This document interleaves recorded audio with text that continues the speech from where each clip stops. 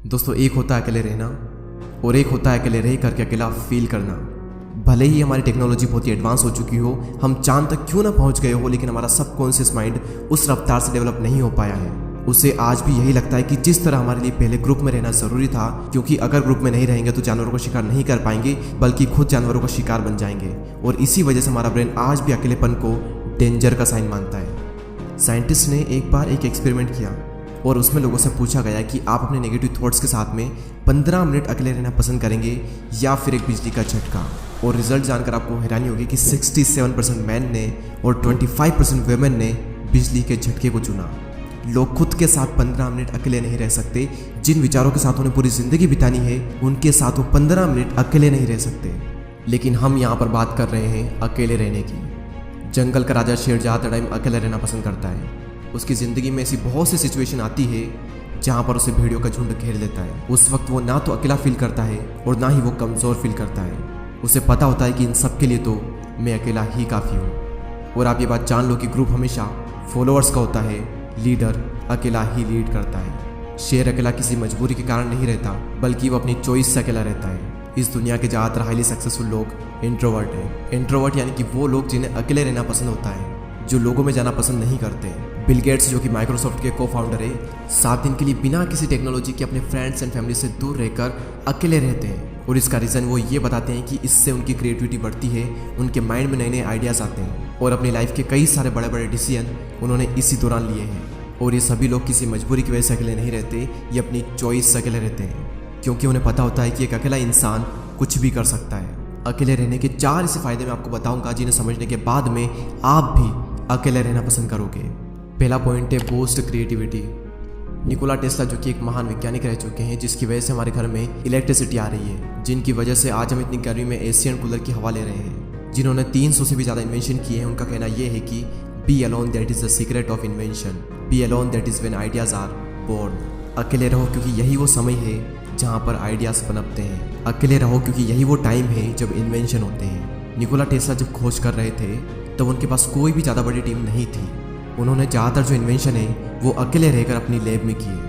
और रिसर्च बताती है कि जब आप अकेले होते हो और कुछ भी नहीं कर रहे होते हो, तब आपके ब्रेन के DMN यानी कि डिफ़ॉल्ट मोड नेटवर्क में ज़्यादा एक्टिविटी होने लगती है। और इसी नेटवर्क की वजह से इंसान क्रिएटिव सोचता है, उसके ब्रेन में नए नए आइडियाज़ आते हैं। सर आइजैक न्यूटन को भी क्रिएटिविटी का आइडिया तब आया था जब वो अकेले एक एप्पल ट्री के नीचे बैठे थे। मेरे इस यूट्यूब चैनल पर इतनी सारी वीडियो है, इनमें से एक भी वीडियो ऐसी नहीं है जो कि मैंने किसी के साथ बैठकर बनाई हो। सारी वीडियोस के आइडिया मुझे अकेले में आए हैं और सभी वीडियो की स्क्रिप्ट मैंने अकेले बैठकर ही लिखी है। अगर मेरे साथ कोई है तो मैं कभी भी काम नहीं कर सकता। मुझे एकांत माहौल चाहिए क्रिएटिव सोचने के लिए। सेकंड पॉइंट है इंक्रीज्ड फोकस।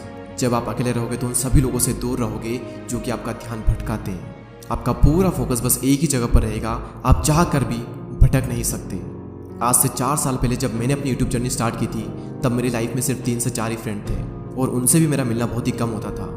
उस वक्त मैं ज़्यादातर टाइम अकेला ही रहता था और मुझे बहुत अच्छा लगता अकेले रहना, क्योंकि अकेले में मैं एक जोन में होता था। मैं भगवान का बहुत ही शुक्रगुजार हूँ कि उस वक्त मुझे लोग ज़्यादा पसंद नहीं करते थे। मेरी लाइफ में बहुत ही कम लोग थे और उसी वजह से मैं फोकस कर पाया और आज कुछ बन पाया, सिर्फ और सिर्फ क्योंकि मैं आइसोलेशन में था। अब ये आइसोलेशन क्या होता है? एक होता है अकेले रहना और एक होता है अकेले रह करके अकेला फील करना। अकेले फील करना यानी कि लोनलीनेस, अकेलापन। इसके लिए आपकी लाइफ में 1 से 2 लोग होने चाहिए, कुछ खास लोग जिनसे आप टाइम टू टाइम मिल लें, अपने दिल की बातें शेयर कर लें और उसके बाद फिर ख़त्म। और एक होता है अकेले रहना यानी कि आइसोलेशन, जहाँ पर आपका focus, creativity and productivity next level पर होती है। आइडियाज़ आते हैं, हम ग्रो करते हैं, अपनी क्षमताओं का पूरा इस्तेमाल करते हैं। और यही हुआ मेरे साथ जब मैं आइसोलेशन में चला गया। तीसरा सबसे बड़ा फ़ायदा सेल्फ अवेयरनेस। आप खुद को जान पाते हो। दोस्तों, एक बार मैं खाना खाने के बाद वॉक पर जा रहा था। रास्ता काफ़ी लंबा था, आधा रास्ता बीत गया। उसके बाद मैंने अपने एक फ्रेंड को कॉल किया और जब मैंने कॉल किया, जब मैं बातों में लग गया, मुझे पता ही नहीं चला कि कब रास्ता ख़त्म हो गया और कब मैं रिटर्न घर पर आ गया। यानी कि अगर हम किसी के साथ में तो हमारा कितना ही टाइम निकल जाता है, हमें पता भी नहीं चलता। बड़े बड़े रास्ते छोटे पड़ जाते हैं अगर हम किसी के साथ में होते हैं तो। लेकिन जब हम अकेले होते हैं तो वही समय, वही रास्ता थोड़ा लंबा लगता है और हम अपने बारे में ज़्यादा सोच पाते हैं। सेल्फ अवेयरनेस के लिए, खुद को जानने के लिए अकेले रहना बहुत ज़रूरी है। और अगर आपको ये लगता है कि आप सेल्फ अवेयर हो, आप खुद को बहुत ही अच्छे तरीके से जानते हो, तो आप सभी लोग ये बात जान लो कि 5000 ऐसे लोग थे जिनको ये लगता था कि वो सेल्फ अवेयर हैं, लेकिन जब उनका सेल्फ अवेयरनेस का टेस्ट किया गया तो उनमें से सिर्फ 10 से 15% ऐसे लोग थे जो कि सेल्फ अवेयर थे। जिन्हें अपना पेशेंट पता था, जिन्हें अपनी स्ट्रेंथ पता थी, जिन्हें अपनी वीकनेसेस पता थी। बाकी लोगों के अंदर सारी चीज़ें हैं लेकिन उन्हें पता कुछ भी नहीं है। तो अकेले समय बिताओ और खुद को जानो, क्योंकि जो पूरी दुनिया को जानने में लगा रहता है वो किसी को भी नहीं जान पाता, लेकिन जो खुद को जान लेता है वो सभी को जान लेता है। नेक्स्ट पॉइंट यहाँ पर आता है मास्टर योर इमोशन। यहाँ पर फिर से वही बात आती है कि जो इंसान अपने इमोशंस को समझ लेता है वो पूरी दुनिया के इमोशंस को समझ लेगा। Royal Enfield, Mountain Dew, Maggi और ऐसी और भी कई सारी कंपनी के आपने एडवर्टाइजमेंट जरूर देखे होंगे। ये सभी कंपनी जब भी ऐड करती है तो ये कभी भी अपने प्रोडक्ट के बारे में बात नहीं करती है। वो ये नहीं बताती कि इनके अंदर क्या क्या इंग्रेडिएंट्स हैं, क्या क्या स्पेसिफिकेशन है, इसका टेस्ट कैसा है। उनका सिर्फ एक मकसद होता है कि उस एड को वो लोगों के इमोशन के साथ में कनेक्ट कर दे, क्योंकि उन्हें पता है कि लोग इमोशनली ज़्यादा कनेक्ट होते हैं। अब सवाल यहाँ पर ये आता है कि ये जो मार्केटिंग कंपनीज है ये लोगों के इमोशन को समझ कैसे पाते हैं। सिंपल सा तरीका है कि ये लोग पहले खुद के इमोशन को समझते हैं, उसके बाद ये पूरी दुनिया के इमोशन को समझ जाते हैं। तो इन फ्यूचर में अगर आपको लोगों को इन्फ्लुएंस करना हो या फिर आपका कुछ भी ऐसा काम हो जहाँ पर आपको लोगों को इमोशनली कनेक्टेड करना हो, तो आपको खुद के इमोशन को मास्टर करना बहुत ज़रूरी है। और खुद के इमोशन को समझने के लिए आपको पहले खुद को समझना होगा, और खुद को समझने के लिए आपको अकेले रहना ही होगा। तो इसीलिए अकेले रहें, एकांत में रहें और अपनी पूरी आत्मा एक काम में डाल दो। एक दिन लोग आपसे मिलने को तरस जाएंगे।